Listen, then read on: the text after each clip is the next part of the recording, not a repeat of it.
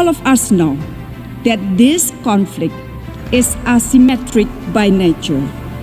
between Israel, the oppressor, the occupying power, and the Palestinian, the occupied, who are continuously being oppressed. Occupation is the core issue. The international community owes the Palestinian people a long overdue independent state of Palestine, living side by side in equal footing with all of us. Daily military reports reported. As the ceasefire between Israel and Hamas takes effect, whether it will hold remains to be seen. Attention will turn to the gains and losses of either side, the demands of each in reaching a new modus vivendi, and prospects for the Israeli-Palestinian conflict more generally. But beyond the war's impact on dynamics within and between Israel and the Palestinian territories, the broader regional dimensions of the war and its aftermath merit close consideration. Even as much of the commentary throughout the war focused on the local, immediate, and perhaps most obvious triggers, the combustible situation in the Shaykh Jarrah neighborhood of East Jerusalem. And just as they contributed to the latest conflagration, they will undoubtedly carry implications for the days and years after. I think the Palestinians and Israelis equally deserve to live safely and securely, and to enjoy equal measures of freedom, prosperity, and democracy. My administration will continue our quiet, relentless diplomacy toward that end. Missteps on the part of the Israeli police in managing access to the Al-Aqsa Mosque for Muslim worshippers during the holy month of Ramadan, and Hamas's anger at the Palestinian Authority's decision to postpone elections that seemed certain to bring defeat for the Fatah movement. Regional dynamics were also at play.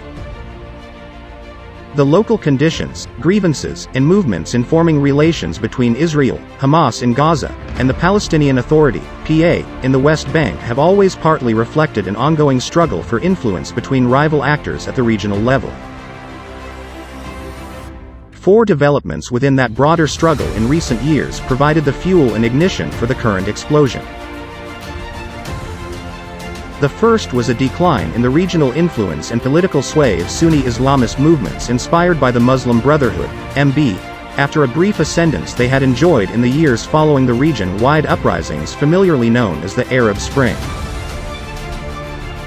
The decline began with the 2013 coup in Egypt overthrowing the Islamist, if democratically elected, regime of Mohamed Morsi and was propelled by the territorial defeat in 2018 of the so-called Islamic State, Daesh, a terrorist organization some came to view as a more extreme variant of Brotherhood-inspired Islamism.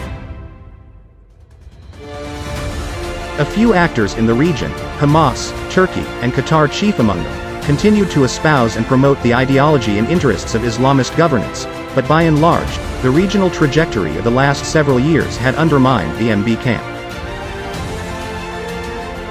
A related development was a strengthening of the pragmatic Sunni Arab states which had aligned, if only in a loosely coordinated fashion, around shared goals of countering Iran and diminishing Sunni Islamism, whether in the style of the Muslim Brotherhood or more radical strains. Traditionally, and even more so since the tumult of the Arab Spring, regimes in the United Arab Emirates, UAE, Saudi Arabia, Egypt, Jordan, Bahrain, and Morocco have sought a Middle East that would prioritize stability, economic development, and generally positive ties with the West, while eschewing and in some cases actively repressing moves toward political liberalization. In their determination to push back against Iran and counter Islamist movements, these states had found an eager partner in Israel, and last year's normalization agreements further bolstered Israel's budding alliance with the Sunni pragmatic states, injecting an additional measure of cohesion and strength into the bloc. A notable exception was the Israeli-Jordanian relationship, which deteriorated in recent years on the political level, even if security cooperation remained largely intact.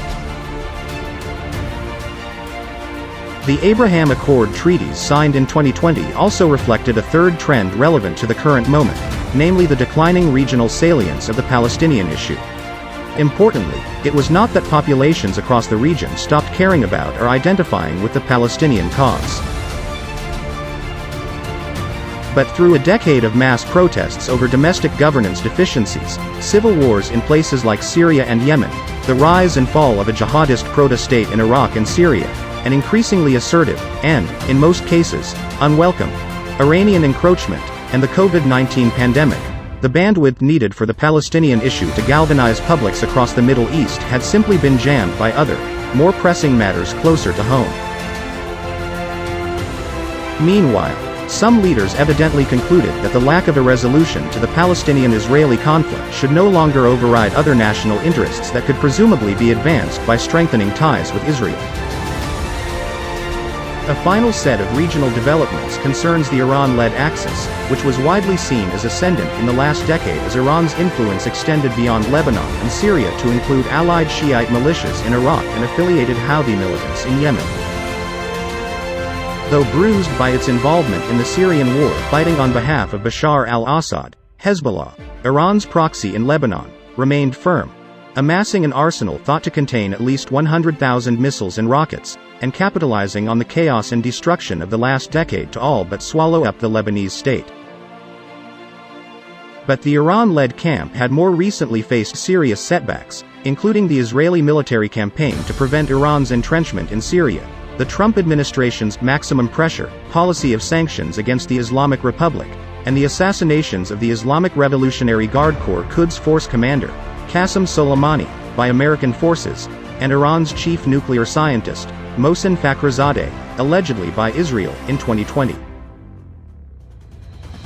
The imprints of these broader regional trends, the declining power of Sunni political Islam, the ascendance of anti-Islamist, authoritarian Arab states increasingly allied with Israel, the diminishing regional salience of the Palestinian cause, and a less assertive, if still determined, Iranian camp, were critical, if not immediately discernible, in the trajectory of the latest Gaza war.